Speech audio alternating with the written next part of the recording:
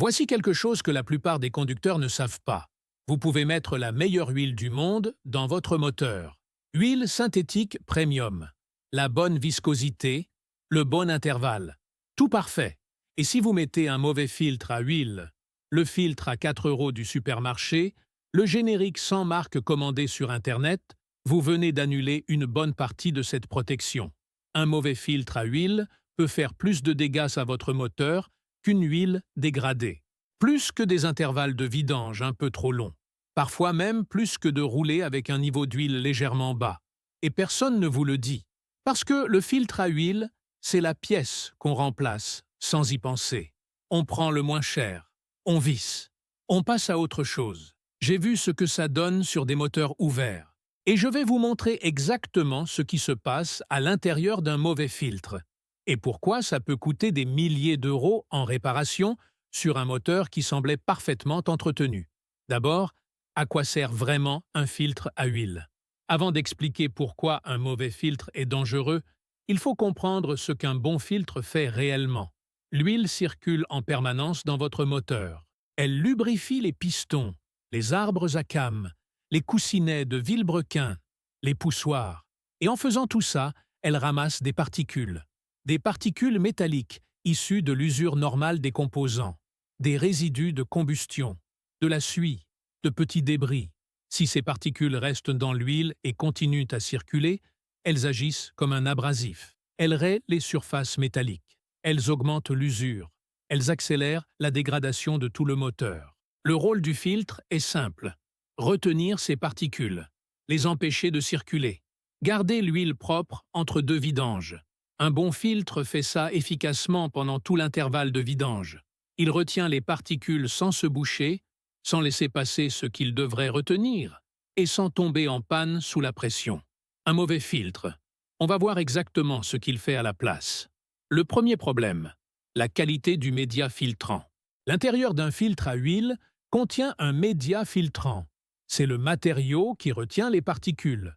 Sur un filtre de qualité, ce média est fabriqué en papier spécial, traité pour résister à l'huile chaude, à la pression et aux variations thermiques pendant des milliers de kilomètres. Sur un filtre bon marché, ce média est souvent de qualité inférieure, moins dense, moins résistant, avec des pores moins uniformes. Ce que ça veut dire en pratique. Un filtre de mauvaise qualité laisse passer des particules qu'il devrait retenir, des particules abrasives qui repartent dans le circuit de lubrification et continuent à rayer les surfaces de votre moteur. Ce n'est pas visible. Vous ne le sentez pas au volant. Votre moteur tourne normalement, mais à l'intérieur, l'usure progresse plus vite qu'elle ne devrait. Et le pire, vous venez de faire une vidange avec une belle huile neuve. Vous pensez que votre moteur est protégé. Il ne l'est pas complètement. Le deuxième problème, la soupape anti-retour. C'est là que ça devient vraiment sérieux. À l'intérieur de tout filtre à huile, il y a une soupape anti-retour, aussi appelée clapet de non-retour. Son rôle est critique. Elle empêche l'huile de s'écouler hors du filtre quand le moteur est coupé. Voici pourquoi c'est important. Quand vous coupez le moteur, la pression d'huile tombe à zéro. Sans soupape anti-retour, l'huile contenue dans le filtre s'écoule vers le bas et retourne dans le carter. Le filtre se vide. Quand vous redémarrez le moteur, le temps que la pompe à huile remplisse à nouveau le filtre et rétablisse la pression, votre moteur tourne quelques secondes sans lubrification complète. Quelques secondes. Ça paraît rien. Mais le démarrage à froid est le moment où l'usure est la plus intense sur un moteur. Les composants sont froids. Les jeux sont légèrement plus grands. L'huile est plus visqueuse et met plus de temps à circuler. Ajoutez à ça un filtre vide qui doit se remplir, et ces quelques secondes sans pression d'huile complète peuvent user autant que des centaines de kilomètres de conduite normale.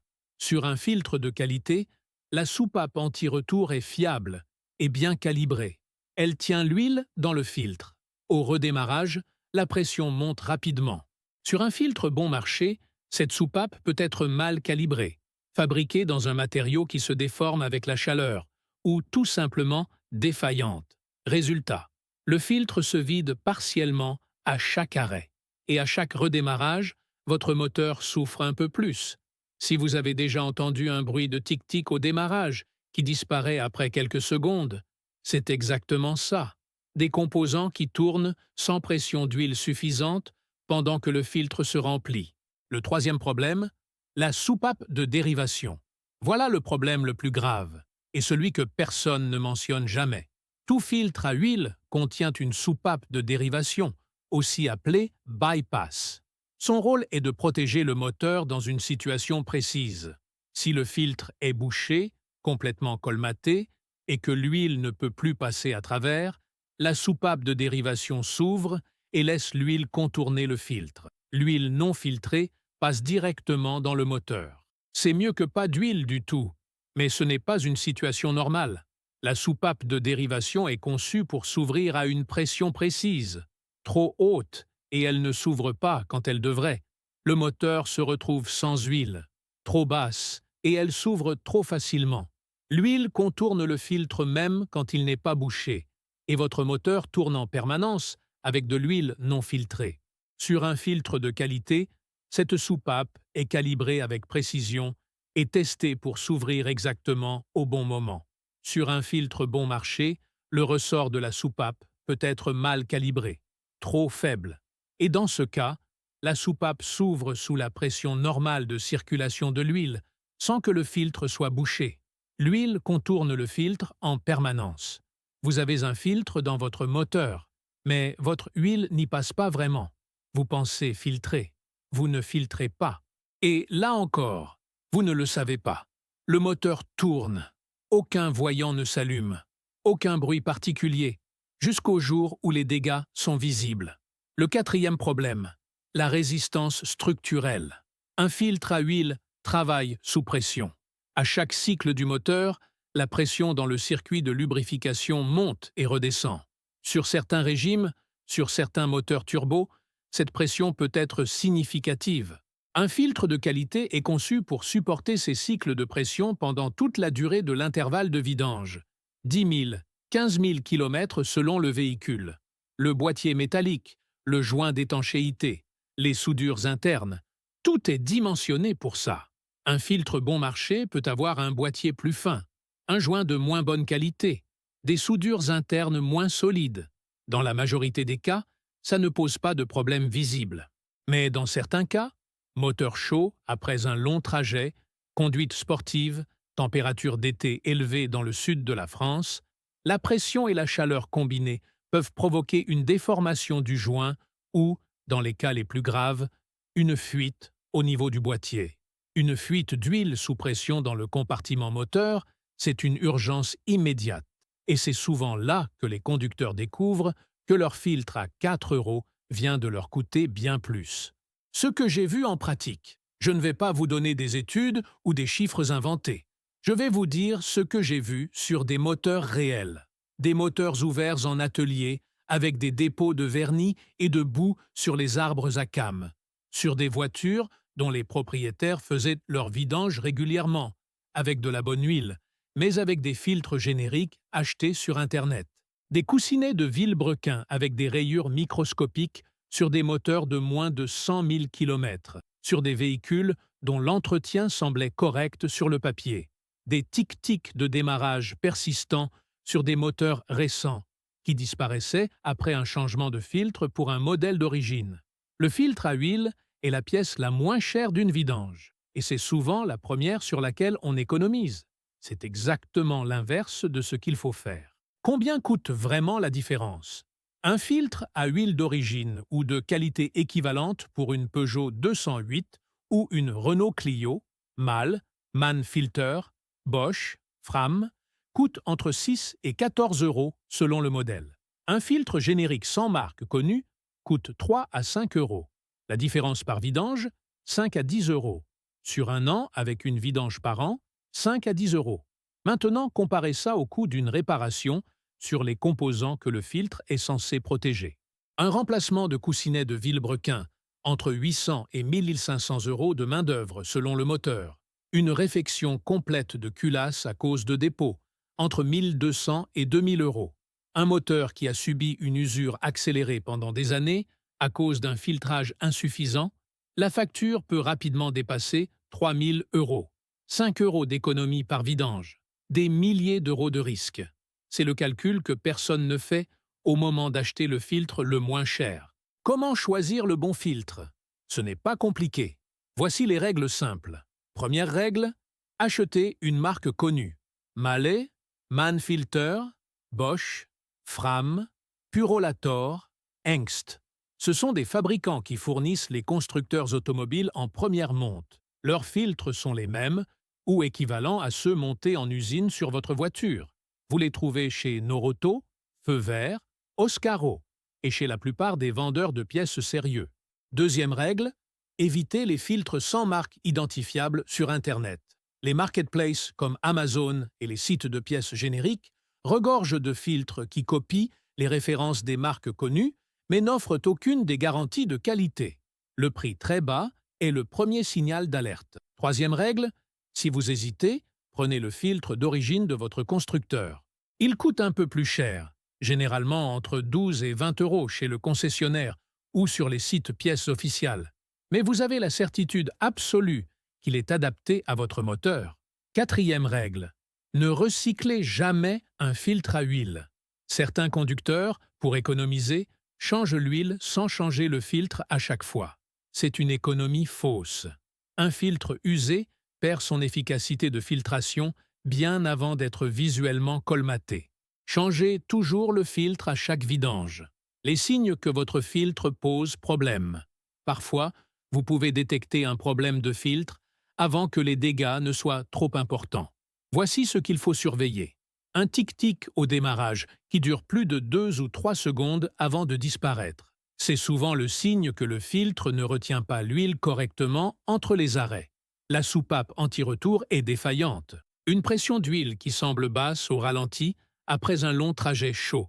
Si votre voiture a un indicateur de pression et que vous remarquez une pression inhabituellement basse au ralenti moteur chaud, la soupape de dérivation pourrait s'ouvrir trop facilement, laissant l'huile contourner le filtre et réduire la pression dans le circuit. Une huile qui devient noire très rapidement après une vidange. Si votre huile est déjà très foncée à 3000 ou 4000 km, alors qu'elle devrait tenir 10 000, le filtre ne retient pas correctement les particules et les contaminants s'accumulent dans l'huile plus vite que prévu. Des dépôts visibles sous le bouchon de remplissage d'huile. Ouvrez le bouchon marqué d'une icône de bidon sur votre moteur et regardez l'intérieur. Des dépôts épais et sombres indiquent que les contaminants ne sont pas correctement retenus par le filtre. La question que tout le monde pose, est-ce que ça vaut vraiment le coup de payer plus cher pour un filtre si l'huile est bonne? Oui, et voici pourquoi de façon simple. L'huile et le filtre travaillent ensemble. L'huile transporte les contaminants jusqu'au filtre. Le filtre les retient. Si le filtre laisse passer ce qu'il devrait retenir, ou pire, si l'huile contourne le filtre, votre huile premium continue à transporter les contaminants en circuit fermé dans tout votre moteur. Une bonne huile avec un mauvais filtre, c'est comme avoir un excellent système de filtration d'eau, avec un filtre percé dedans.